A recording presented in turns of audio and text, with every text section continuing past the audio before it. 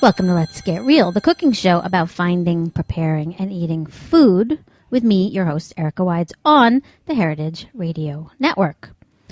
So every few months, we take a little break from our regularly brilliant Let's Get Real shows to catch up on new stuff that pops up out of the foodiness rabbit hole, the newest foodiness products and trends to rear their deformed heads and try to take us humans further and further away from the real food we've eaten for the last 100,000 years or so, or even more to the point, in this episode, turning what's left of real food into foodiness versions from the get-go. But I'll get to that later. So when Chris and I are doing research on the show and we find this stuff in all sorts of places, we find it in the media, we find it in ads on the subway walls, in trash cans around the city, on taxi ads on the roofs.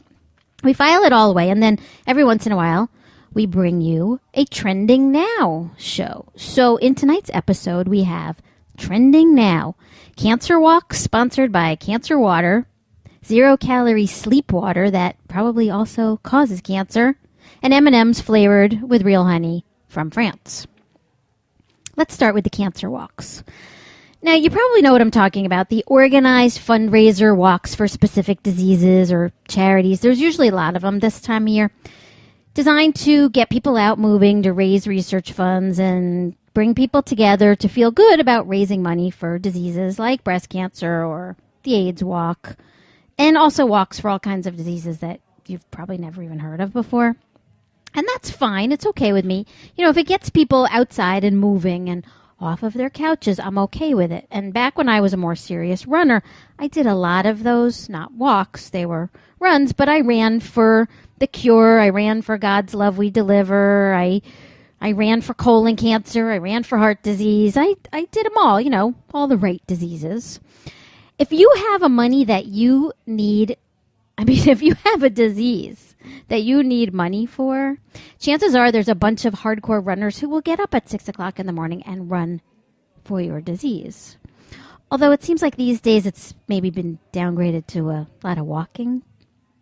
But of course the walkers and the runners alone don't raise enough money to offset the enormous cost of organizing these events. So that's where the corporate sponsors come in. All of those races that I ever did had huge corporate sponsors like Pfizer or Revlon. And we'd always get free stuff afterwards from them, you know, the swag bag. And I understand that big charity events need big corporate sponsors. I get it. It's how the fundraising world works. And like I said, if you have an event that also gets people moving around, I'm okay with that too. I get it. But here's my issue. And here's why we've included this issue in this week's Trending Now show. Now, first of all, many of the diseases that people like to get out and walk/run for could probably be prevented in the first place, or at least minimized, by people just getting out and walk/running more and eating less foodiness. Maybe if you did it a few times a week and not just a few times a year in fundraiser season, we could do away with all of this fundraising stuff because way fewer people would be getting sick in the first place. So many of our biggest killers, like heart disease and diabetes and certain cancers, which are linked to inactivity, could be avoided, right? So getting out and walking a little 5K 2 times a year isn't going to do much except give you a few blisters and make you feel better and more altruistic and give you something to post about on Facebook and tweet about all weekend while you recover from the exertion of walking 3.1 miles. Now, there's proven research. We know this has all been proven that links lack of exercise with chronic disease. So wouldn't it be more practical and efficient to just exercise and leave the corporate funding to something more important, like, let's say, sponsoring this show? Just saying. Okay, so here's the second part of this, and the reason why we've included it in this show this week, even though I just said the previous one was the reason. There was a cancer walk a while back that wound its way through Chelsea in Manhattan. Chelsea is a neighborhood in Manhattan, if you're not a New Yorker. Now, you may recall, because I have mentioned it before, that Chris, who's my co-producer, lives now in Chelsea, and I used to live in Chelsea back in the 90s. And Chelsea isn't exactly what it used to be, which was a gay mecca full of muscly Chelsea boys and transvestite hookers and sex clubs and nightclubs and bars and all kinds of post-industrial buildings covered in art and graffiti. And it was edgy and hedonistic and fun and a little scary, and exactly what New York used to be before Bloomberg and the High Line and 7-Eleven ate it. Now, Chelsea is luxury high-rises along the High Line and corporate chain stores and stroller-pushing nannies and mommies texting in the middle of intersections while they drink their little bottles of $9 juice from Organic Avenue. Not exactly the Chelsea that we used to know. So Chris wakes up one morning after his Ambien wears off to see, or to the sound of a parade or a march or something outside of his window, and he goes to the window and he sees thousands of people, mostly women, most of them quite overweight, all dressed in workout gear and corporate logo covered swag, walking down his block in support of some disease. And what he notices is that all of these people, while they're walking, are drinking diet soda and diet-flavored foodiness waters and diet sports drinks supplied by the corporate sponsors. So they're basically ingesting bottled water, flavored and colored and sweetened by cancer-causing substances, to rehydrate their parched selves, because walking a 5K slowly through Manhattan is enough of a workout that you need more than water to prevent sports-induced dehydration. And they're walking to support fundraising for the research needed to cure the foodiness-caused cancers that are being caused by what they're drinking and their 364-a-day year inactivity. Now, this particular walk was sponsored by Smart Water, which is an oxymoronic name because, as I pointed out previously, water is already smart and it doesn't need enhancing. Now, I believe we discussed this not only last week, but also way back in episode 11 of Let's Get Real, which was, if it comes in a bottle, don't drink it unless it's booze, which was a very long time ago. So let's review it one more time, though, just in case you drank too much unflavored vodka this weekend and forgot. If you take plain old basic perfect natural water, then use even more water, petroleum, and other resources to put it in a plastic chemical leaching bottle, add artificial sweeteners or just sugar, artificial chemical coloring and flavoring, and all the foodiness mumbo-jumbo voodoo ingredients that Smart Water claims to use, then you're just asking for cancer. You can walk all the 5Ks you want, but you're still doomed. But since Real Water doesn't have a good branding team or a PR and social media team, never mind a budget for sponsoring charities, it never gets any of the credit it deserves. So it never gets to sponsor a marathon or a cancer walk or even a dance-a-thon. But it's okay, Water. I'll keep on drinking you right from the tap. I love you and support you and believe in you, even if you refuse to ever tweet. Now, the second big sponsor of the cancer walk was Dunkin' Donuts, another paradigm of good health and wellness here in America. Now, Dunkin' Donuts is a major sponsor of the New York City Marathon. And when I ran the New York City Marathon in 2007, we were given a donut and bagel buffet at the waiting area by the starting line.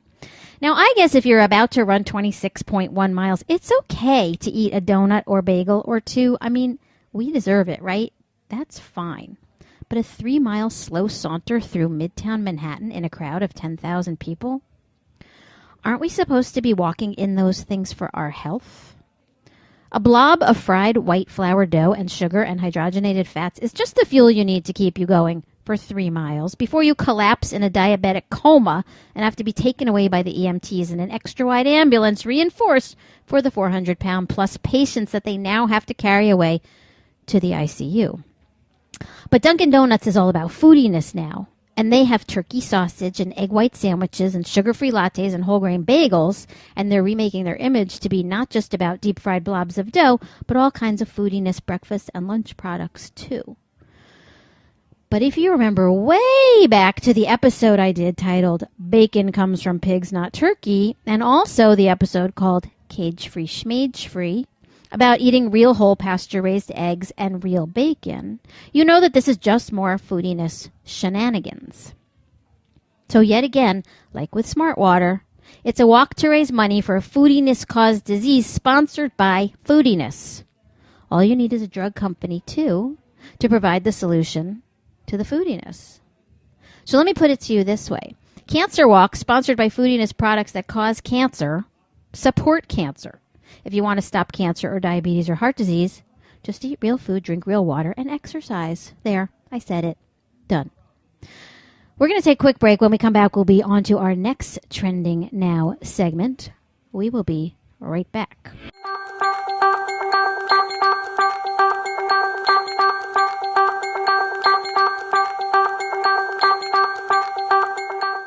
Welcome back to Let's Get Real, the cooking show about finding, preparing, and eating food on Heritage Radio Network. I'm Erica Wides, your host. And remember that this May is membership month here at Heritage Radio Network. So please go to the website, heritageradionetwork.org, and click on the support button and join us in our mission. Okay, so next on our Trending Now show, since we're still kind of on the subject of water from the first segment, let's discuss the newest foodiness water product to hit the shelves called Dream Water. Now, this one is great. Dream Water claims that it can help you sleep and that it induces deeper relaxation and calms you down. It also claims that you'll wake more refreshed and that with enough Dream Water, you could rule the world. According to their website homepage image, it also claims that you can climb an icy, snowy mountain peak and control the world from there. Now, Dream Water comes in a little tiny 2.5-ounce bottle, and they claim that all you need is that 2.5-ounce bottle at bedtime. Now, of course, that's all you're going to need at bedtime, because if you drank more than 2.5 ounces of water, you would be waking up to pee shortly thereafter, thus ruining the sleep-inducing effect, right? Now, Dream Water, which, by the way, has a beautiful foodiness perfect flavor called snoozeberry, contains a chemical called GABA, G-A-B-A. Not like Yo Gabba Gabba or Gabba Gabba Hey, just GABA, or gamma aminobutyric acid. Now, here's what the NYU Langone Medical Center website has to say about GABA. The substance gamma aminobutyric acid, GABA, is a neurotransmitter, a chemical used by the human nervous system to send messages and modulate its own function.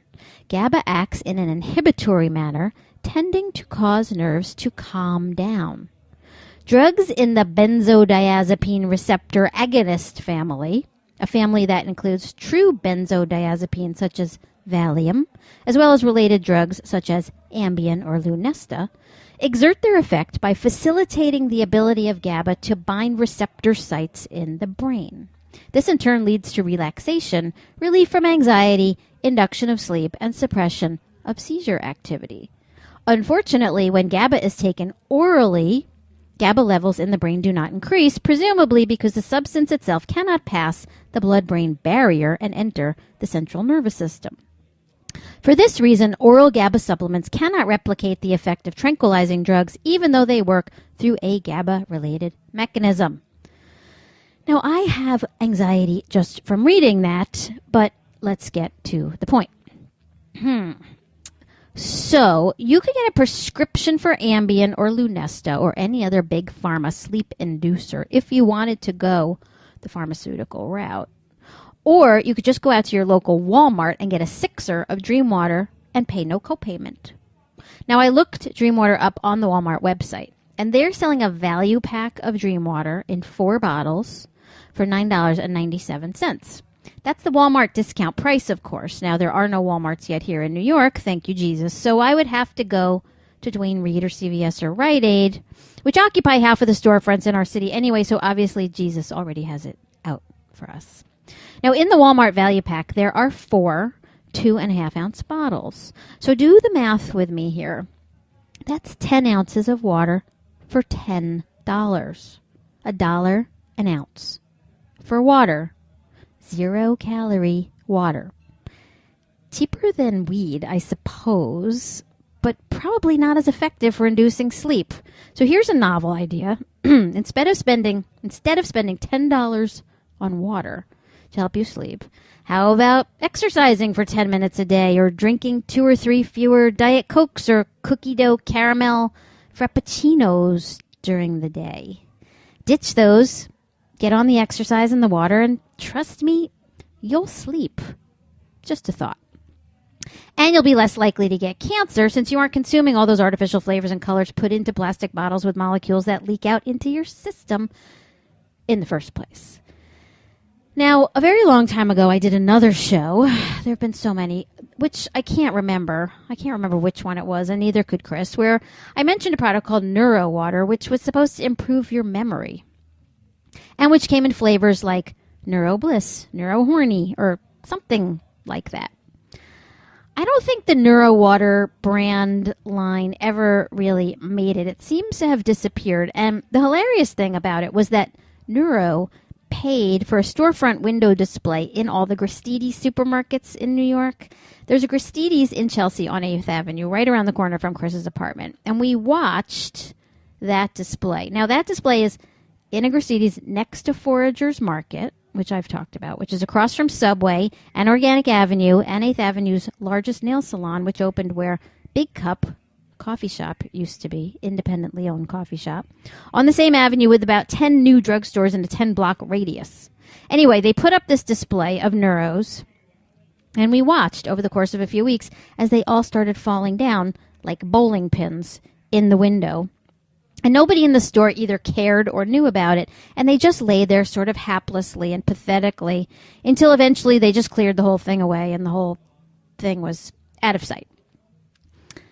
Maybe the problem with the Neuro was they weren't flavoring it with snoozeberry, which brings me to my final word on Dream Water, which comes in the perfectly beautiful name snoozeberry flavor.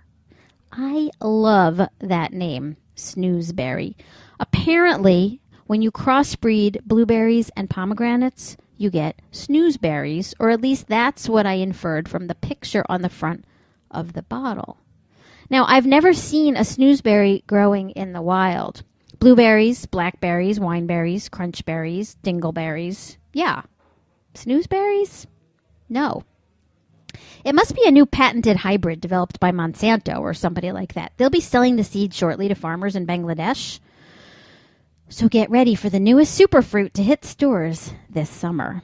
Now, I wonder if snoozeberry is related to snozberry, which was a flavor that Willy Wonka used in his everlasting gobstoppers. They might want to double-check their patent and trademark office about that one, just to be sure. Now, at the Let's Get Real second anniversary party, which we'll be holding this coming September, we'll be serving snozberry martinis sweetened with Splenda. Chris's will be dusted with ketamine that he found in a vial that's been sitting in his vinyl pants since 1999 because now vinyl pants are illegal in Chelsea because they emotionally disturb all the children. We're going to take another very short break here. When we come back, we'll talk about our final trending now item for the week.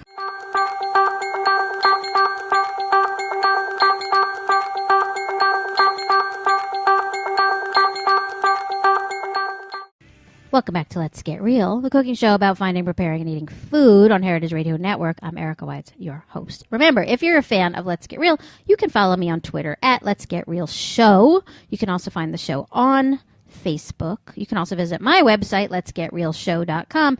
And you can also find all Heritage Radio Network shows ever produced on heritageradionetwork.org or on iTunes. So many choices. So for our final trending now item tonight, we have a story from France. From France. The original defenders of real food and classic cuisine. The upholders and arbiters of all things gastronomic and tasteful. Le Français. Well, it turns out that in France, they're now getting some of their energy produced from biofuel made from waste processing. Okay. Mais oui, that's good. I'm down with that. Anything that uses up waste and fewer fossil fuels is okay with me. But when you say biofuel, or when I say biofuel to you, what's the first thing that comes to your mind? Is it biodiesel made from French fry oil? I tend to get an image of corn stalks, wheat chaffs, rice hulls, wood chips, things like that. Ethanol. What about candy? Yeah. Those elitist, snobby French with their fancy pants foie gras ways are using damaged and discarded M&M shells from a candy factory in their biofuel factory. Okay, I'm even fine with that. Use that crap up. I'm okay with it. At least they're not feeding the damaged, discarded candy to cattle, which is what we do here in the U.S. Yep, we feed our rejected, dejected, and damaged candy to cattle because it's cheaper than feeding them grain. So we grow grain to make corn syrup and sugar, and then we process that into candy, and then we feed that candy back into the cattle to make meat for the potato people to eat. All that apparently is cheaper than just growing grain to feed them, or even better, just letting them graze on grass. I am very confused by this. But anyway, back to my story about France. So the M&Ms. There's an M&M factory apparently in France. Their reject shells get sent to this waste processing plant. So, in the northeast of France is a region that is a large honey producer. Many people in the region make their living as beekeepers and honey producers, and the standards and control of their honey is very strictly enforced, which is excellent. Not like in China, where colored corn syrup is bottled and called honey and dumped on the U.S. market for such a cheap price that it kills the American honey producers. And of course, the Chinese honey comes enhanced with extra lead and arsenic and cadmium, so they do have that advantage. So in this region of France, where beekeepers are already suffering due to colony collapse and erratic weather patterns, the same problems we're having here with our beekeepers, the hives suddenly started producing honey-like syrups in vibrant shades of blue and green and red and brown. Now, nobody could figure it out until I realized that the bees, who are very industrious and very smart, but also will go for the closest food source, had gotten into the barrels of M&M debris at the waste processing plant. They were then carrying the colored sugar back to their hives and making not exactly honey out of it. Of course, none of it could be sold because it was blue and red, and also because it didn't fit the legal definition of honey. It wasn't made out of flower nectar, so it's not honey.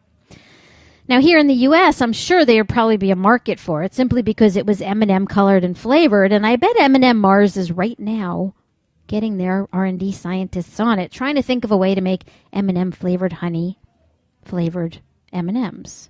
Did you get that? M&M flavored honey flavored M&Ms from France. Then they could charge a premium because all of us elite food snobs would buy them because they were French. What would we call honey M&Ms? H&Ms? No, I guess that won't work. Buzz and Buzz? I don't know. We have to work on that one. Let's get the branding team on it. The point is, once you fed your kids M&M flavored honey, how can you ever go back to just plain old honey?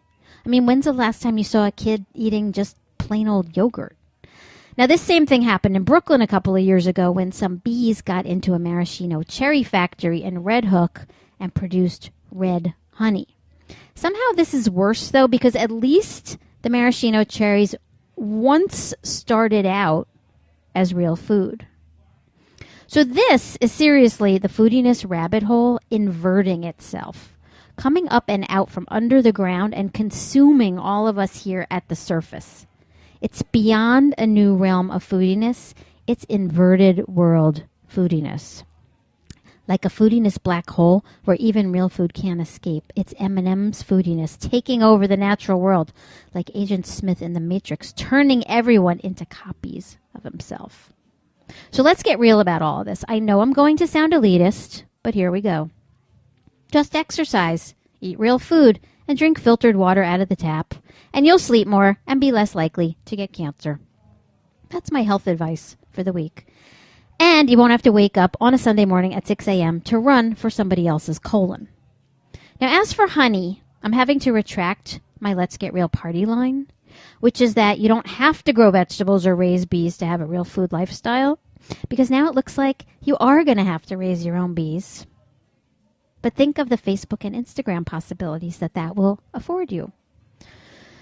So that's it for tonight's special episode of Let's Get Real's Trending Now show. And remember, if you don't want to eat shit or drink shit or get cancer from shit and you want to get your sleep and you don't want to get up at 6 a.m. on Sunday mornings and you don't want to eat H&Ms, keep tuning in to Let's Get Real, the cooking show about finding, preparing, and eating food.